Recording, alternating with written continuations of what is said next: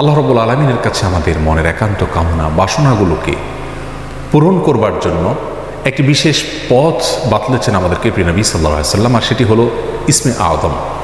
ইসমে আযম মানে হলো মহান নাম। আল্লাহ রাব্বুল আলামিনের এই ইসমে আযম তথা মহান নামের মাধ্যমে কোনো কিছু চাওয়া হলে তিনি সেটা পূরণ করেন। এই নামের মাধ্যমে আল্লাহকে ডাকা হলে তিনি সেটাকে সাড়া দেন। এ মর্মে নবী আলাইহিস সালামের অনেকগুলো হাদিস রয়েছে।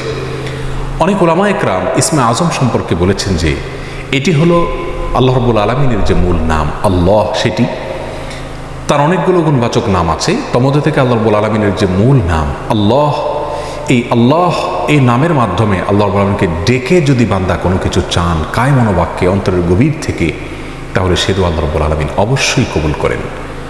এজন্য কোনো কিছু আল্লাহ রাব্বুল আলামিনের কাছে চাওয়ার আগে যদি আল্লাহ বলে ডেকে ভালোবাসা থেকে, আস্থা থেকে, ভরসা থেকে, কায় মনোবাক্যে দীনতাহীনতার সাথে আল্লাহকে ডেকে যদি কেউ দোয়া করেন, তাহলে সে দোয়া আল্লাহ রাব্বুল আলামিন ফিরিয়ে দেন না। ইসমে আযম সম্পর্কে আরও নির্দিষ্ট করে আমরা নবী আলাইহিস সালামের যে হাদিসটি দেখতে পাই, সেটি তিরমিজিতে বর্ণিত হয়েছে, আরও বিভিন্ন হাদিসের কিতাবে বর্ণিত হয়েছে। সে হাদিস সম্পর্কে বিশ্ববিখ্যাত হাদিসবিদ হাফিজ ইবনে হাজার আল আসকালানী রাহিমাহুল্লাহ ফাতহুল বারীতে লিখেছেন যে ইসমে আযম সম্পর্কে সবচেয়ে বিশুদ্ধতম হাদিস হলো এটি। আর সেটি হলো এই যে বুরায়দা রাদিয়াল্লাহু আনহু বর্ণনা করেছেন, এক ব্যক্তি নামাজের মধ্যে একবার কিছু বাক্য বলে উঠলেন। নবী সাল্লাল্লাহু আলাইহি সাল্লাম তার কথাগুলো শুনলেন। তিনি বলে উঠলেন, আল্লাহুম্মা ইন্নী আসআলুকা বিআন্নী আশহাদু আন্নাকা আনতাল্লাহ লা ইলাহা ইল্লা আনত আল আহাদুস সামাদ আল্লাযী লাম ইয়ালিদ ওয়া লাম ইউলাদ ওয়া লাম ইয়াকুল লাহু কুফুয়ান আহাদ। তার মুখে এই বাক্যগুলো শুনে নবী আলাইহিস সালাম বলেছেন, নিশ্চয়ই এই লোকটি ইসমে আযম পাঠ করেছে। ইসমে আযমের মাধ্যমে আল্লাহ রাব্বুল আলামিনের কাছে কোনো কিছু চাওয়া হলে তিনি সেটা ফিরিয়ে দেন না। এর মাধ্যমে আল্লাহকে ডাকলে তিনি অবশ্যই তাতে সাড়া দেন। এই হাদিসের ভিত্তিতে অনেক মুহাদ্দিসিন ইকরাম বলেছেন এটি হলো সেই দোয়া যেটাকে ইসমে আযম বলা হয়, যার মাধ্যমে এটি পাঠ করার পর আল্লাহর কাছে কোনো কিছু পেশ করলে সেটাকে অবশ্যই আল্লাহ তাআলা পূরণ করেন। মনের যে কোনো ভালো আশা আল্লাহ তাআলা পূরণ করে থাকেন। দোয়াটি আবারও বলছি, আল্লাহুম্মা ইন্নী আসআলুকা বিআন্নী আশহাদু আন্নাকা আনতাল্লাহ লা ইলাহা ইল্লা আনত আল আহাদুস সামাদ আল্লাযী লাম ইয়ালিদ ওয়া লাম ইউলাদ ওয়া লাম ইয়াকুল লাহু কুফুয়ান আহাদ। যার অর্থ হলো, হে আল্লাহ, আমি আপনার কাছে প্রার্থনা করছি এ মর্মে যে, এই জন্য যে, এই ভিত্তিতে যে আমি সাক্ষ্য দেই আপনি আল্লাহ, আপনি ছাড়া সত্যিকারের কোনো মাবুদ নেই, আপনি কারো মুখাপেক্ষী নন, আপনি একক, এবং আপনি কাউকে জন্ম দেননি, আপনাকেও কেউ জন্ম দেয়নি, এবং আপনার সমকক্ষ আর কেউ হতে পারে না।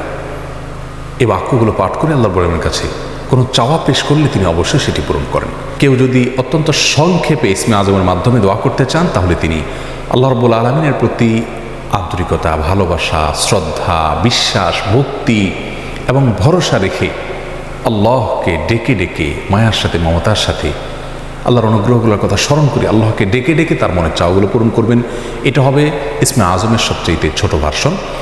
আর যদি কারোর হাতে সময় থাকে, তাহলে তিনি ইসমে আযমের যে দোয়াটি আমরা কথা বলেছি, আল্লাহুম্মা ইন্নী আসআলুকা বিআন্নী আশহাদু আন্নাকা আনতাল্লাহ লা ইলাহা ইল্লা আনত আল আহাদুস সামাদ আল্লাযী লাম ইয়ালিদ ওয়া লাম ইউলাদ ওয়া লাম ইয়াকুল লাহু কুফুয়ান আহাদ। এই দোয়াটা তিনি পাঠ করবেন, করে আল্লাহর কাছে তার চাওয়া পেশ করবেন। জীবনের কঠিন মুহূর্তগুলোতে বিশেষ করে এই ইসমে আযম পাঠ করে আল্লাহর বাবার কাছে দোয়া করব, সেটা অবশ্যই আল্লাহ তাআলা কবুল করবেন যদি দোয়ার মৌলিক শর্তগুলো আমরা পূরণ করে থাকি।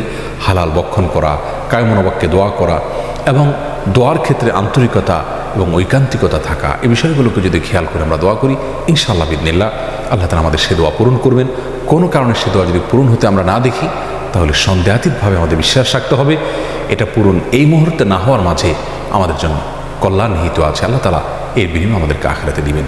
এছাড়াও দোয়া ইউনুসের মাধ্যমে লা ইলাহা ইল্লা আনতা সুবহানাকা ইন্নী কুনতু মিনাজ জালিমিন, এটা পাঠ করেও যদি কেউ দোয়া করেন, তার মাধ্যমে আল্লাহ দোয়া কবুল করেন। এবং হাদিস বর্ণিত হয়েছে, আল্লাহ তাআলা আমাদের সবাইকে ইসমে আযমের মাধ্যমে আল্লাহর কাছে জীবনের কঠিন মুহূর্তগুলোতে দোয়া পেশ করার তৌফিক দান করুন।